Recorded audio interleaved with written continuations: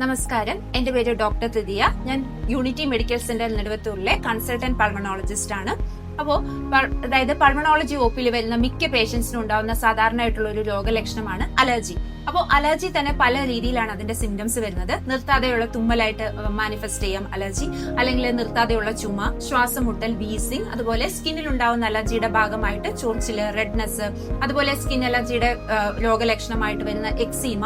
അപ്പോൾ ഇതൊക്കെയാണ് പേഷ്യൻസിന് രോഗലക്ഷണങ്ങൾ, അലർജിയുടെ ഭാഗമായിട്ടുണ്ടാവുന്ന രോഗലക്ഷണങ്ങൾ. അപ്പോൾ അതായത് അലർജി എന്ന് പറയുന്നത് പല പേഷ്യൻസിനും പല സാധനങ്ങളാണ് അലർജി. അതായത് ഈ നിർത്താതെ തുമ്മൽ ഉണ്ടാവുന്ന പേഷ്യൻസിന് അലർജി കോസ് ചെയ്യുന്നത് ചിലർക്ക് ഡസ്റ്റ് അലർജി ഉണ്ടായിരിക്കും, ചിലർക്ക് പെർഫ്യൂംസ് അലർജി ആയിരിക്കും, ചിലർക്ക് ചില പ്രത്യേക മണങ്ങൾ, ചന്ദനത്തിരിയുടെ പോലുള്ള മണങ്ങൾ, അല്ലെങ്കിൽ അന്തരീക്ഷ മലിനീകരണം. അപ്പോൾ ഇതൊക്കെയാണ് അലർജി ഉണ്ടാക്കുന്ന അലർജിയുടെ റീസൺസ്, ഈ തുമ്മലോ അല്ലെങ്കിൽ ചുമയോ ഉണ്ടാവുന്ന അലർജിയുടെ റീസൺസ്. അപ്പോൾ മിക്ക പേഷ്യൻസും, അലർജി ഉള്ള പേഷ്യൻസ് എപ്പോഴും അതായത് അലർജിയുടെ ടാബ്ലറ്റ്സ്